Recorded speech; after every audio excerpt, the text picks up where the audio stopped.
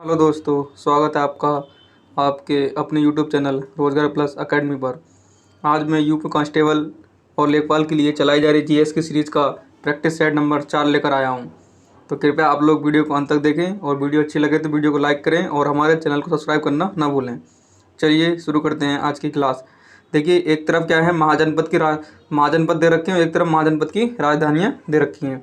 तो हमको इनका क्या करना है, मिलान करना है। चलिए देखते हैं। देखिए, जो मत्स्य महाजनपद था, इसकी राजधानी क्या थी? विराटनगर थी। ठीक है ना। ए का हो जाएगा तीसरा। ठीक है, मत्स्य क्या हो जाएगी? विराटनगर। कुरु कुरु की राजधानी क्या थी? इंद्रप्रस्थ। ठीक है ना। तो बी का हो जाएगा हमारा चौथा। सूरसेन की राजधानी क्या थी? मथुरा। सी का हो जाएगा पहला। ध्यान रखने से अस्मक की राजधानी क्या थी? पोतन या पोटिल भी आती है। ठीक है, इसका डी का हो जाएगा दूसरा। 3 4 1 2। 3 4 1 2। सही ऑप्शन क्या होगा इसका? ऑप्शन नंबर सी इसका सही आंसर होगा। चलिए देखते हैं नेक्स्ट। सांची का स्तूप किस शासक ने बनवाया था? Option A Bimbisara, option B Ashok, option C Harshavardhan, option D Pushyamitra. देखिए, जो सांची का स्तूप मध्य प्रदेश में स्थित है, किसने बनवाया था? सम्राट अशोक ने बनवाया था। सही आंसर क्या होगा? ऑप्शन नंबर बी होगा। इसे अच्छे से याद रखना। चलिए देखते हैं नेक्स्ट। शुद्ध चांदी का रुपया का आविष्कार किसने किया? Option A Akbar, option B Sher Shah, option C Jahangir, option D Aurangzeb. देखिए, जो शुद्ध चांदी का रुपया था वो सबसे पहले किसने चलाया था? शेरशाह सूरी ने चलाया था। सही आंसर क्या होगा? ऑप्शन नंबर बी होगा। ठीक है, इसे अच्छे से याद रखना। और शेरशाह का मकबरा पूछा जाता है कहाँ पर? ये बिहार के सासाराम में। ठीक है, झील के अंदर बना हुआ है शेरशाह सूरी का मकबरा। इसे भी याद रखना। चलिए देखते हैं नेक्स्ट। देखिए, एक तरफ मुगल काल के शासक दे रखे हैं, दूसरी तरफ मकबरे दे रखे हैं, तो इनको हमें मिलान करना है। देखिए, बाबर, अकबर, जहांगीर और शाहजहां। देखिए, बाबर का जो मकबरा था वो कहाँ पर था? काबुल में था। तो ए का हो जाएगा हमारा तीसरा। वहीं बात कर लें अकबर, तो अकबर का जो मकबरा था वो कहाँ पर था? सिकंदरा में था। ठीक है ना। तो बी का हो जाएगा चौथा। से ध्यान रखना, अकबर का सिकंदरा में। ठीक है, अकबर को रिलेट कर लें सिकंदर से, तो इनका मकबरा कहाँ पर था? सिकंदरा में। वहीं बात कर लें जहांगीर, तो जहांगीर का मकबरा कहाँ पर था? लाहौर में। तो सी का हो जाएगा हमारा पहला। और शाहजहाँ का मकबरा कहाँ पर था? आगरा में। ठीक है, तो डी का हो जाएगा दूसरा। तो 3 4 1 2। 3 4 1 2 सही आंसर क्या होगा? ऑप्शन नंबर सी होगा। ठीक है ना। देखिए, काबुल में किसका मकबरा था? बाबर का। ठीक है ना। सिकंदरा में किसका था? अकबर का। और लाहौर में किसका था? जहांगीर। और बचा किसका? शाहजहाँ का मकबरा कहाँ पर था? ये आगरा में। ये तो सबको याद ही होगा। ठीक है ना। चलिए देखते हैं नेक्स्ट। मुगल चित्रकला किसके राज्यकाल में अपनी पराकाष्ठा पर पहुंची? यानी कि सबसे ज़्यादा जो चित्रकला थी वो किसके राज्य में, यानी किसके शासनकाल में अपनी पराकाष्ठा पर पहुंची थी? इसका देखिए सही आंसर क्या होगा? ऑप्शन नंबर होगा सी जहांगीर। जहांगीर के शासनकाल पर जो मुगल चित्रकला थी वो सबसे ज़्यादा पराकाष्ठा पर पहुंची थी। अब बात कर लें कि मुगल चित्रकला का प्रारंभ किसके शासनकाल से हुआ है, तो वो ध्यान रखना हुमायूं। इसका सही आंसर क्या होगा? ऑप्शन नंबर ए होगा। अगर बात कर लें कि प्रारंभ किस शासनकाल में हुई थी मुगल चित्रकला? हुमायूं के। और पराकाष्ठा पर किसके शासनकाल में पहुंची? तो जहांगीर के।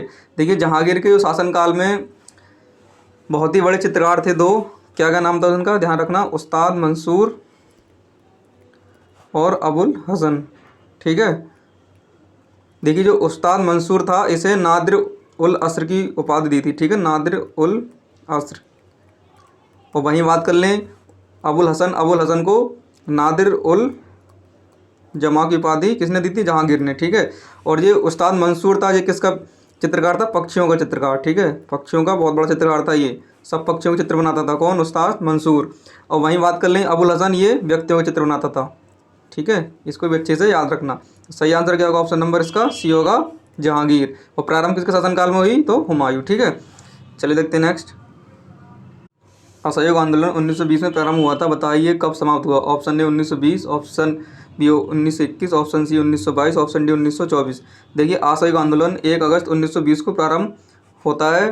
और क्या होता है? 4 से 5 फरवरी के बीच गोरखपुर जिले के चौरी चौरा नामक स्थान पर एक भीड़ द्वारा थाने में अंग्रेज पुलिसकर्मियों को जिंदा जला दिया जाता है। इस घटना को देखते हुए गांधी जी 11 फरवरी 1922 को असहयोग आंदोलन वापस ले लेते हैं। क्यों ले लेते हैं वापस? क्योंकि गांधी जी जो थे वो अहिंसा के पुजारी थे, ठीक है ना, अहिंसा। और यहाँ पर क्या था, बहुत बड़ी हिंसा हो गई थी, इसलिए गांधी जी ने ये आंदोलन वापस ले लिया। तो इसका आंसर क्या होगा? ऑप्शन नंबर सी होगा 1922। 11 फरवरी 1922 को असहयोग आंदोलन वापस ले लिया जाता है। किसके द्वारा? गांधी जी द्वारा। प्रारंभ कब होता है ये? कभी इसकी डेट 4 फरवरी आ सकती है, कभी 5 भी आ सकती है, ठीक है, दोनों में से कोई डेट इसकी आ सकती है। 4 फरवरी 1922 को ये घटना हुई थी, ठीक है, और 11 फरवरी 1922 को असहयोग आंदोलन वापस ले लिया जाता है। तो सही आंसर क्या होगा? ऑप्शन नंबर इसका सी होगा, ठीक है, 1922। चलिए देखते हैं नेक्स्ट। मोतीलाल नेहरू और सी आर दास द्वारा 1923 में गठित पार्टी का नाम क्या था? Option A independence party, option B Ghadar party, option C Swaraj party, option D Indian national party. देखिए इसका सही आंसर क्या होगा? ऑप्शन नंबर सी होगा, स्वराज पार्टी। स्वराज पार्टी की स्थापना 1923 में होती है और इसके अध्यक्ष कौन थे? सी आर दास, इनका पूरा नाम क्या है? चित्तरंजन दास। और ये मोतीलाल नेहरू कौन थे? महासचिव थे, ठीक है ना, इसे भी ध्यान रखना अच्छे से, ठीक है। वहीं बात कर लें गदर पार्टी की स्थापना कब होती है? गदर पार्टी की स्थापना 1913 में होती है, ठीक है ना, सैन फ्रांसिस्को अमेरिका में। किसके द्वारा? सोहन सिंह भागना के द्वारा, ठीक है, इसे भी याद रखना। चलिए देखते हैं नेक्स्ट। सबसे पहले कौन सी घटना घटी? देखिए इसे बताना सबसे पहले कौन सी घटना घटी। देखिए दांडी मार्च कब प्रारंभ होता है? 12 मार्च 1930। साइमन कमीशन का आगमन 1928 में होता है, ठीक है, फरवरी 1928। और वहीं बात कर लें भारत छोड़ो आंदोलन तो 9 अगस्त 1942 और गांधी इरविन समझौता 5 मार्च 1931। तो देख लीजिए सबसे पहले घटना कौन सी उसमें? साइमन कमीशन का आगमन 1928 में होता है, ठीक है, दांडी मार्च 1923, साइमन और गांधी इरविन समझौता 1931, भारत छोड़ो आंदोलन 1942। तो सही आंसर क्या होगा? ऑप्शन नंबर सी होगा, साइमन कमीशन का आगमन। देखिए साइमन कमीशन का जो गठन होता है वो 1927 में होता है और भारत कब आता है? ये 1928 में, ठीक है। दांडी मार्च 12 मार्च 1930 को प्रारंभ होती, ठीक है।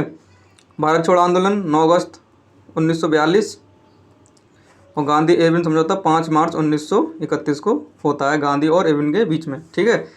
चलिए देखते हैं नेक्स्ट। ध्वनि का वेग अधिकतम होता है, ऑप्शन ए वायु में, ऑप्शन बी द्रव में, ऑप्शन सी धातु में, ऑप्शन डी निर्वात में। देखिए इसका निर्वात में आंसर ना लगाएं। देखिए निर्वात में ध्वनि का वेग अधिकतम नहीं होता, क्योंकि निर्वात में ध्वनि गमन ही नहीं कर सकती, क्योंकि ध्वनि को गमन करने के लिए, चलने के लिए किसी न किसी माध्यम की आवश्यकता होती है, ठीक है। देखिए ध्वनि का जो वेग अधिकतम होता है वो किस में होता है? धातु में सबसे ज़्यादा अधिकतम वेग होता है, ठीक है। इसका इसे अच्छे से याद रखना। इसका आंसर क्या होगा? ऑप्शन नंबर सी होगा, सबसे अधिकतम वेग किस में होगा? धातु में।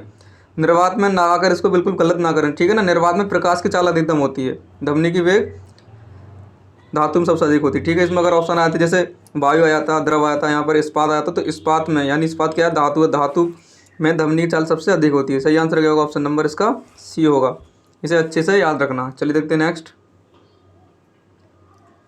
आकाश नीला दिखाई देता है प्रकाश के किस गुण के कारण? विवर्तन के कारण, ऑप्शन बी होगा परावर्तन के कारण, ऑप्शन सी अपवर्तन के कारण, ऑप्शन डी प्रकीर्णन के कारण। देखिए जो प्रकाश का जो आकाश का नीला दिखाई देना है वो किस घटना के कारण है?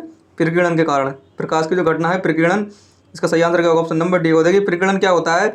जब सूर्य का प्रकाश सूर्य से आता है तो क्या होता है, जो माध्यम में क्या होता है, वायुमंडल में बहुत ज़्यादा कण होते हैं, उसके कण से क्या होगा? प्रकाश का प्रकीर्णन हो जाता है। और सबसे ज़्यादा प्रकीर्णन किसका होता है? बैगनी रंग का, उसके बाद नीले कलर का, ठीक है, सबसे ज़्यादा प्रकीर्णन होगा। और इन दोनों को मिलकर आकाश का रंग क्या दिखाई देता है? नीला दिखाई देता है। और सबसे कम प्रकीर्णन किस कलर का होता है? लाल कलर का, ठीक है, इसको भी ध्यान रखना। तो सही आंसर क्या होगा? ऑप्शन नंबर इसका डी होगा। तो इसलिए आकाश का जो रंग है वो कैसा दिखाई देता है? नीला, क्योंकि आकाश का रंग वैसे कुछ भी नहीं, काला रंग है, ठीक है। अंतरिक्ष यात्री को आकाश का रंग कैसा दिखाई देता है? काला दिखाई देता है, ठीक है। ये जो नीला दिखाई देता है वो प्रकाश की प्रकीर्णन की घटना होती है, इसके कारण आकाश का रंग नीला दिखाई देता है, ठीक है, क्योंकि नीला कलर का जो प्रकीर्णन है वो सबसे ज़्यादा होता है, ठीक है, इसे अच्छे से याद रखना। चलिए देखते हैं नेक्स्ट। भौतिक परिवर्तन का उदाहरण है। देखिए भौतिक परिवर्तन और रासायनिक परिवर्तन में क्या अंतर है? देखिए भौतिक परिवर्तन में क्या है, अगर कारक को हटा लें तो पुनः वो प्रारंभ अपनी जो मूल अवस्था होती है उसमें आ जाता है। और रासायनिक परिवर्तन में अगर एक बार उसका परिवर्तन हो गया तो दोबारा अपनी मूल अवस्था में वो नहीं आएगा। जैसे हवा में चांदी के बर्तनों का काला होना, तो एक बार बर्तन अगर काले हो गए दोबारा उनमें क्या, हवा से अगर अंदर भी रख दोगे तब वो साफ़ नहीं होगा, ठीक है। तो ये क्या है? रासायनिक परिवर्तन। मोमबत्ती का जलना, अगर मोमबत्ती एक बार जल गई तो दोबारा उससे मोमबत्ती नहीं बन सकती, ये भी क्या है? रासायनिक परिवर्तन, ये भी नहीं होगा। दूध से दही का बनना, देखो एक बार अगर दही बन गया तो दही से दोबारा दूध इसको नहीं बना सकते, ये भी क्या है, रासायनिक परिवर्तन। पानी में चीनी चीनी का घुलना, देखिए ये क्या है, भौतिक परिवर्तन है। पानी में क्या है, चीनी का घुलना। अगर पानी में चीनी घुल जाती है तो अगर उसको क्या करेंगे हम, वाष्प के द्वारा गर्म करके पुनः उसको चीनी में बदल सकते हैं, ठीक है। तो उसका सही आंसर क्या होगा, ऑप्शन नंबर डी होगा। पानी में चीनी घुलना क्या है, ये भौतिक परिवर्तन। बाकी सब इसमें क्या है, ये रासायनिक परिवर्तन। इसे अच्छे से याद रखना। चलिए देखते हैं नेक्स्ट। निम्न धातु में से कौन सामान्य ताप पर द्रव है। देखिए बताना है कि निम्न धातु में से कौन सी एक धातु ऐसी है जो द्रव अवस्था में पाई जाती है, ठीक है, सामान्य ताप पर। बाकी सब क्या है, ठोस अवस्था में पाई जाएंगी। देखिए सीसा, ऑप्शन ए सीसा, ऑप्शन बी पारा, ऑप्शन सी निकल, ऑप्शन डी टिन। देखिए सही आंसर क्या होगा, ऑप्शन नंबर बी होगा। पारा एक ऐसी, पारा भी आ सकता है, पारद भी नाम आ सकता है, ठीक है इसका। तो पारा एक ऐसी धातु है जो कि सामान्य ताप पर द्रवावस्था में पाई जाती है। और वहीं बात कर लें अधातु की बात, तो अधातु, एकमात्र अधातु कौन सी है, ब्रोमीन, ठीक है। ब्रोमीन एक ऐसी अधातु है जो सामान्य ताप पर द्रवावस्था में पाई जाती है। इसको भी अच्छे से याद रखना। चलिए देखते हैं नेक्स्ट। हमारे शरीर की लघुत्तम हड्डी पाई जाती है, ऑप्शन ए कान में, ऑप्शन बी नाक में, ऑप्शन सी आँख में, ऑप्शन डी पैर के अंगूठे में। देखिए सबसे जो छोटी हड्डी है वो शरीर की कहाँ पाई जाती है, कान में पाई जाती है। सही आंसर का ऑप्शन नंबर ए होगा। इसका नाम क्या है, स्टेपीज, ठीक है। और वहीं बात कर लें सबसे बड़ी हड्डी कौन सी होगी, फीमर। ये कहाँ पाई जाती है, जांघ में पाई जाती है। इसको भी अच्छे से याद रखना। चलिए देखते हैं नेक्स्ट। घाव भरने के लिए निम्नलिखित विटामिन में से कौन सा सहायक है। Option A vitamin A, option B vitamin B, option C vitamin C, option D vitamin D. देखिए जो घाव भरने में जो विटामिन सहायक होता है वो कौन सा होता है, इसका सही आंसर होगा ऑप्शन नंबर सी होता है, ठीक है। इसको ध्यान रखना, विटामिन अगर ऑप्शन में के होता है तो अधिकतर लोग क्या करते हैं, के लगाते हैं, क्योंकि के का क्या होता है, रक्त का थक्का जमाने का काम आता है। लेकिन जो घाव बनने के काम में कौन सा आता है, विटामिन सी सहायक होता है। इसको ध्यान रखना। विटामिन ए की कमी से कौन सा होता है, रतौंधी रोग होता है। विटामिन बी की कमी से बेरी बेरी, और विटामिन डी कमी से क्या होता है, रिकेटस या सूखा रोग होता है, ठीक है। इसको भी अच्छे से याद रखना। और विटामिन के कमी से, के की कमी से क्या होता है, रक्त का थक्का नहीं जमता है। और विटामिन सी की कमी से स्कर्वी होता है। चलिए देखते हैं नेक्स्ट। निम्नलिखित में से किस नदी का उद्गम स्थल भारत में नहीं है। Option A Beas, option B Chenab, option C Ravi, option D Sutlej. देखिए सही आंसर क्या होगा, ऑप्शन नंबर डी होगा, सतलज। सतलज नदी का जो उद्गम स्थल है वो भारत में नहीं है। सतलज नदी कहाँ से निकलती है, मानसरोवर झील के पास से, क्या है, एक राकेशताल झील है, उससे ये नदी निकलती है। इसका सही आंसर का ऑप्शन नंबर डी होगा, ठीक है ना। चलिए देखते हैं नेक्स्ट। निम्नांकित में से मिट्टी का कौन सा वर्ग भारत के सर्वाधिक क्षेत्र पर फैला है। ऑप्शन ए जलोढ़ मिट्टी, ऑप्शन बी काली मिट्टी, ऑप्शन सी लाल मिट्टी, ऑप्शन डी जंगली मिट्टी, ऑप्शन ई इनमें से कोई नहीं। देखिए सही आंसर क्या होगा, ऑप्शन नंबर ए होगा, जलोढ़ मिट्टी। देखिए जलोढ़ मिट्टी जो है इसके दो भाग होते हैं, एक होती है बांगर और एक होती है खांदर, ठीक है। जो बांगर जो होती है पुरानी जलोढ़, पुरानी जलोढ़, ठीक है, ध्यान रखने से। और जो खांदर मिट्टी जो होती है वो होती है नई जलोढ़, ठीक है, नई जलोढ़ मिट्टी। सही है ना। इसका सही आंसर क्या होगा, ऑप्शन नंबर ए होगा, जलोढ़ मिट्टी। अगर वहीं बात कर लें काली मिट्टी, तो काली मिट्टी को कपास की मिट्टी भी कहा जाता है और इसे रेगुर मिट्टी के नाम से भी जाना जाता है। इसको भी अच्छे से याद रखना। और काली मिट्टी को बिना जुताई की मिट्टी के नाम से भी जाना जाता है, ठीक है। सही आंसर क्या होगा, ऑप्शन नंबर इसका ए होगा। चलिए देखते हैं। देखिए एक तरफ परियोजना दे रखी है, एक तरफ ये नदी दे रखी है, किस नदी पर ये परियोजना चल रही है, तो हमें बताना है, इसका मिलान करना है। देखिए भागड़ा जो परियोजना है वो किस नदी पर, सतलज नदी पर, ए का हो जाएगा चौथा। हीराकुंड बांध परियोजना किस नदी पर, महानदी पर। हीराकुंड बांध सबसे बड़ा बांध है, किस नदी पर, महानदी पर, बी का हो जाएगा तीसरा। वहीं बात कर लें इडुक्की बांध परियोजना किस नदी पर है, पेरियार नदी, केरल में, सी का हो जाएगा दूसरा। और वहीं बात कर लें नागार्जुन सागर बांध परियोजना किस नदी पर है, नागार्जुन कृष्णा नदी पर, ठीक है, कृष्ण अर्जुन, ठीक है। तो इसको मिलान कर लेना, तो डी का हो जाएगा पहला। तो 4 3 2 1, 4 3 2 1। सही आंसर क्या होगा, ऑप्शन नंबर बी होगा इसका, ठीक है, 4 3 2 1। चल देखते हैं नेक्स्ट। निम्नलिखित में से कौन सा एक रबी की फसल है। ऑप्शन ए कपास, ऑप्शन बी मक्का, ऑप्शन सी अरहर, ऑप्शन डी सरसों। तो देखिए हमें बताना है कि रबी की फसल कौन सी है, तो सही आंसर का ऑप्शन नंबर डी होगा, ये रबी की फसल है। बाकी अरहर, मक्का, कपास ये किस खरीफ की फसलें हैं, ठीक है ना। सरसों क्या है, ये रबी की फसल है। चलिए देखते हैं प्रमुख फसलें। देखिए भारत में मुख्यतः 3 फसलों की बुआई की जाती है। रबी की फसल जो होती है बुआई कब होती है इसकी, अक्टूबर नवंबर के महीने में होती है, और कटाई कब होती है इसकी, मार्च अप्रैल के महीने में। देखिए प्रमुख फसलें कौन कौन सी हैं, गेहूँ, चना, गेहूँ, जौ, चना, मटर, सरसों, मसूर, आलू, ये क्या है सब रबी की फसलें। वहीं बात कर लें खरीफ की फसल, तो खरीफ की फसल की बुआई जून जुलाई में होती है, कटाई अक्टूबर नवंबर में होती है। ठीक है, कौन कौन सी फसलें हैं ये, चावल, ज्वार, बाजरा, मक्का, तिल, मूंगफली और इत्यादि और भी। ठीक है, जायद की फसलें मार्च और जुलाई में इनकी ग्रीष्मकालीन जो फसल होती हैं। फिर वो फसलें कौन कौन सी हैं देखिए इसमें, तरबूज, खरबूज, ककड़ी, खीरा, भिंडी आदि, ये क्या है सब जायद की फसलें होती हैं। चलिए देखते हैं नेक्स्ट, निम्न में से कौन सा भारत का सर्वाधिक कॉफी उत्पादक राज्य रहा है। Option A Maharashtra, option B Karnataka, option C Tamil Nadu, option D Kerala. सही आंसर क्या होगा, ऑप्शन नंबर बी होगा, कर्नाटक जो है वो सबसे ज़्यादा कॉफी उत्पादक वाला राज्य है। चलिए देखते हैं नेक्स्ट, बेटी बचाओ बेटी पढ़ाओ योजना को भारत में प्रारंभ किया गया। ऑप्शन ए अप्रैल 2015 में, ऑप्शन बी मार्च 2015 में, ऑप्शन सी फरवरी 2015 में, ऑप्शन डी जनवरी 2015 में। देखिए इसका सही आंसर क्या होगा, ऑप्शन नंबर डी होगा, जनवरी 2015 में। 22 जनवरी 2015 को पानीपत हरियाणा से ये योजना प्रारंभ की जाती है। सही आंसर क्या होगा, ऑप्शन नंबर डी होगा। ठीक है ना, कहाँ से प्रारंभ होती है ये, हरियाणा के पानीपत से। सही आंसर क्या, ऑप्शन नंबर डी। चलिए देखते हैं नेक्स्ट, भारत में प्रधानमंत्री जन धन योजना लागू की गई। ऑप्शन ए 26 जनवरी 2015, ऑप्शन बी 28 अगस्त 2014, ऑप्शन सी 5 सितंबर 2014, ऑप्शन डी 8 दिसंबर 2014। देखिए इसका सही आंसर क्या होगा, ऑप्शन नंबर बी होगा, 28 अगस्त 2014 को भारत में प्रधानमंत्री जन धन योजना प्रारंभ की जाती है। देखिए इस योजना के बारे में जान लेते हैं विस्तार से, क्या थी ये योजना।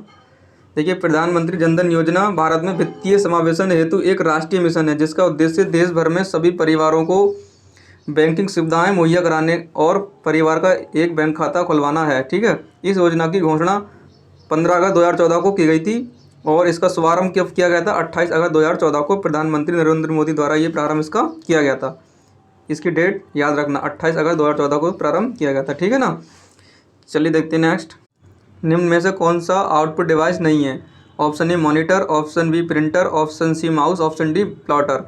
देखिए ये बताना है निम्नलिखित में से कौन सा आउटपुट डिवाइस नहीं है। ठीक है, यानी निम्नलिखित में कौन सी इनपुट डिवाइस है।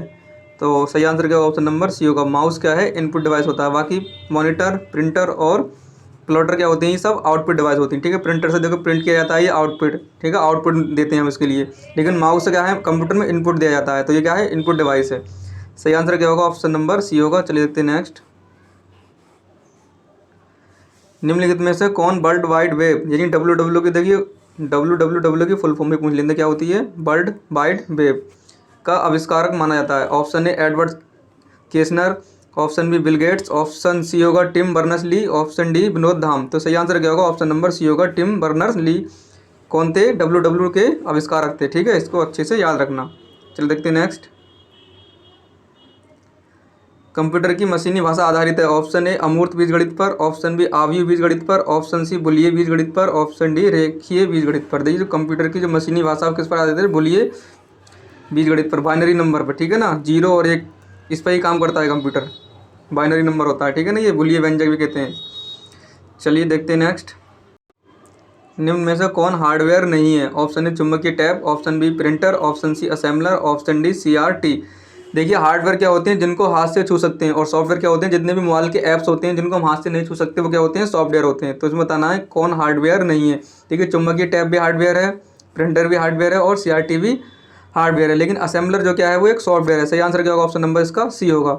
ठीक है ना, चलिए देखते हैं नेक्स्ट, भारत में त्रिस्तरीय पंचायती राज व्यवस्था की सिफारिश की थी। ऑप्शन ए अशोक मेहता समिति ने, ऑप्शन बी बलवंत राय मेहता समिति ने, ऑप्शन सी GV के राव समिति ने, ऑप्शन डी LM सिंघवी समिति ने। देखिए सही आंसर क्या होगा, ऑप्शन नंबर बी होगा, बलवंत राय मेहता समिति ने त्रिस्तरीय राज व्यवस्था की सिफारिश की थी।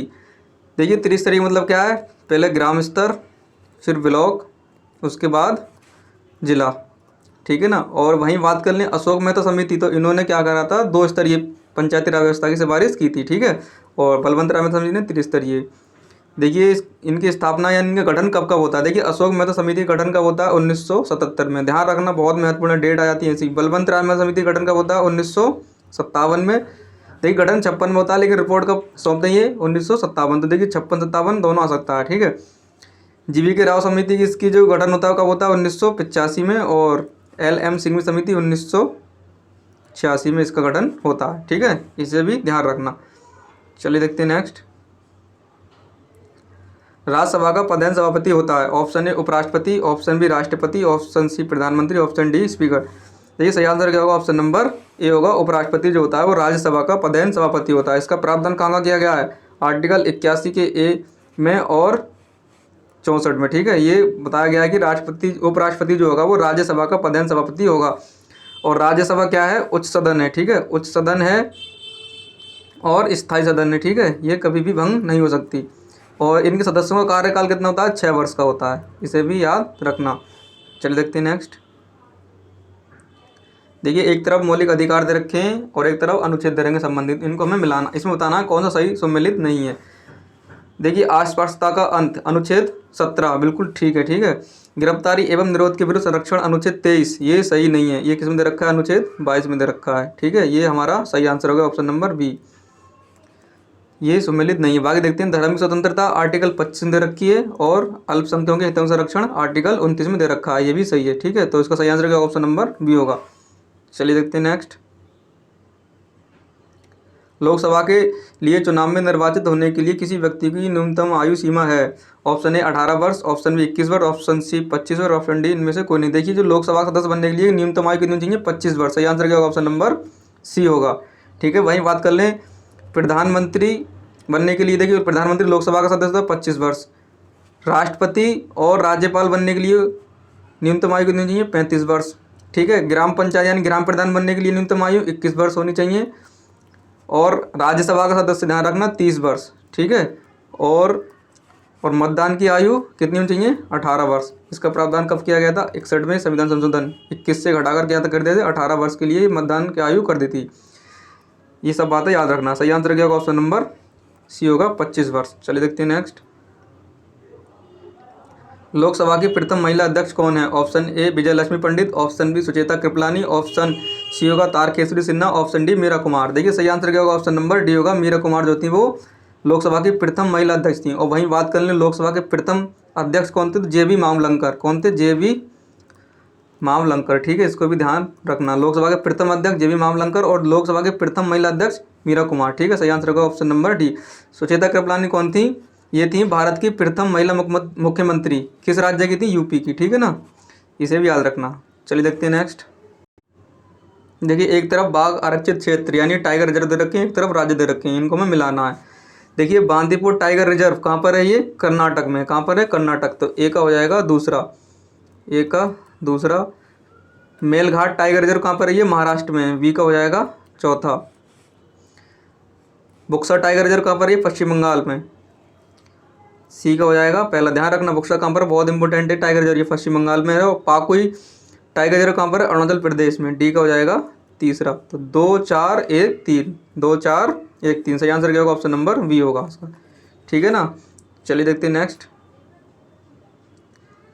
अंटार्कटिका में भारत के तृतीय शोध केंद्र का नाम क्या है? देखिए भारत में ने अंटार्कटिका में 3 शोध लगा रखे हैं, ठीक है। तो हमें बताना जो तृतीय शोध है उसका क्या नाम है? Option A Bharati, option B Swagatam, option C होगा हिंदुस्तान, ऑप्शन डी मैत्री। देखिए सही आंसर क्या होगा? ऑप्शन नंबर ए होगा भारती। चलिए इसके बारे में जान लेते हैं थोड़ा सा, क्या है ये। देखिए दक्षिण गंगोत्री अटलांटिक में भारत का पहला अनुसंधान केंद्र है। जो पहला अनुसंधान केंद्र उसका नाम क्या है? दक्षिण गंगोत्री, फर्स्ट। देखिए ये अंटार्कटिका में भारत ने 3 अनुसंधान केंद्र लगाए हैं, ठीक है। इसकी स्थापना वर्ष 1983-84 में होती है। भारत ने अपने दूसरे अनुसंधान केंद्र मैत्री की स्थापना वर्ष 1988-89 में की थी। कहाँ पर? ये अंटार्कटिका में। दूसरा कौन सा हो गया? मैत्री। और अंटार्कटिका में ही भारत का तृतीय अनुसंधान केंद्र कौन सा है? भारतीय, ठीक है। इसे ध्यान रखना। इसकी स्थापना कब? 2012 में होती है। ये तीनों याद रखना, बहुत ही महत्वपूर्ण प्रश्न है।